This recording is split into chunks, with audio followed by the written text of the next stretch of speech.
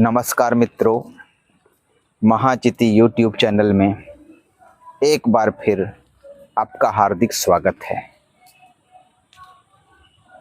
वर्षा ऋतु और उसका सावन मास आपको बहुत बहुत मुबारक हो। वर्षा का कुल सौंदर्य, उसकी बरसती धार, उससे जनजीवन में अंकुरित हो रहा उल्लास और उससे फैली हरितिमा में है। वर्षा ऋतु को लेकर हमारे देश भारतवर्ष में संस्कृति और साहित्य के रंगमंच पर बड़ी समृद्ध परंपरा रही है। देश की सबसे उपलब्ध आदिम विरासत से लेकर आधुनिकतम महानगरीय संस्कृति के माहौल में समान रूप से वर्षा को लेकर उल्लास की प्रतिध्वनियां दिखाई देती हैं। क्या आदि कवि वाल्मीकि, क्या कवि कुलगुरु कालिदास, क्या प्राकृत अपभ्रंश के ख्यात अख्यात कवि, क्या तमिल, क्या मराठी, क्या बंगला, क्या असमिया, क्या कश्मीरी, क्या गुजराती और क्या हमारी वर्तमान राष्ट्रभाषा हिंदी, सब में बारिश को लेकर रचनाकारों ने अपनी वाणी से भारती के भंडार को भरा है। आज मैं जन कवि नागार्जुन की एक कविता आपसे साझा करना चाहता हूँ। कवि नागार्जुन की कविता कालिदास सच सच बतलाना, ऐसे मौसम में याद करना हमारे लिए मुनासिब होगा।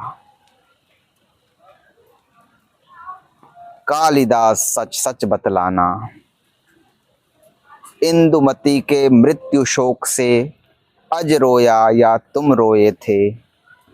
कालिदास सच सच बतलाना, शिवजी की तीसरी आंख से निकली हुई महाज्वाला में घृत मिश्रित सूखी समिधा सम काम देव जब भस्म हो गया। रति का क्रंदन सुन आंसू से तुमने ही तो दृग धोए थे। कालिदास सच सच बतलाना, रति रोई या तुम रोए थे। वर्षा ऋतु की स्निग्ध भूमिका, प्रथम दिवस आषाढ़ मास का, देख गगन में श्याम घन घटा, विधुर यक्ष का मन जब उचटा। खड़े खड़े तब हाथ जोड़कर चित्रकूट से सुभग शिखर पर, उस बेचारे ने भेजा था जिनके ही द्वारा संदेशा। उन पुष्करा वर्त मेघों का साथी बनकर उड़ने वाले, कालिदास सच सच बतलाना, पर पीड़ा से पूर पूर हो, थक थक कर और चूर चूर हो। अमल धवल गिर के शिखरों पर, प्रियवर तुम कब तक सोए थे। प्रियवर तुम कब तक सोए थे, रोया यक्ष कि तुम रोए थे। कालिदास सच सच बतलाना। इस कविता में नागार्जुन ने कालिदास से प्रश्न के बहाने कवि की अनुभूति और काव्य के बीच एक रिश्ते के संधान की काव्यात्मक कोशिश की है। किसी कवि का लिखा हुआ जो उसके पात्रों के माध्यम से रचना में आकार लेता है, जिन भावनाओं का उसकी रचना में पात्रों के माध्यम से चित्रण होता है, वे कहाँ तक कल्पित होती हैं और कहाँ तक कवि के जीवन की अनुभूत, इस पर काव्य शास्त्र में बहुत चर्चा हुई है और विभिन्न शास्त्रियों के विवेचन से हमें इस निष्कर्ष पर पहुंचना मुनासिब लगता है कि कवि की कोई अनुभूति प्रत्यक्षतः उसके काव्य में या उसके साहित्य में नहीं आती, बल्कि उन व्यक्तिगत अनुभूतियों का साधारणीकरण होता है। वे जो काव्य में चित्रित भाव होते हैं वे साधारणीकृत भाव होते हैं, और ऐसा साधारणीकृत भाव ही जन जन को अपने हृदय का भाव प्रतीत हो सकता है। यही साधारणीकरण का रहस्य है। दूसरे शब्दों में, जो आषाढ़ के बादल के उमड़ने घुमड़ने से यक्ष के हृदय में हूक उठी है, जो लहर उठी है, वह संभव है कि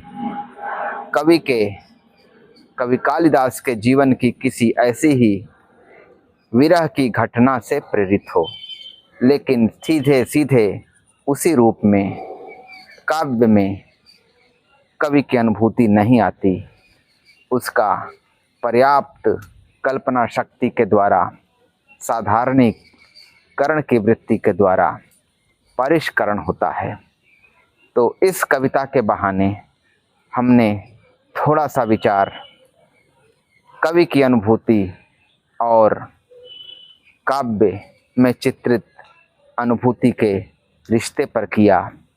जन कवि नागार्जुन की यह कविता काफ़ी सुंदर है और इस कविता में व्यापक तौर पर कालिदास के बहाने बारिश का एक संदर्भ आया है। तो बारिश की एक बार फिर से आपको मुबारकबाद देते हुए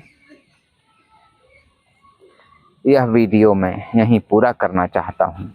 उम्मीद है कि जल्द ही इसी विषय की अगली कड़ी या कोई नया वीडियो लेकर मैं आपके समक्ष उपस्थित होऊंगा। तब तक के लिए नमस्कार।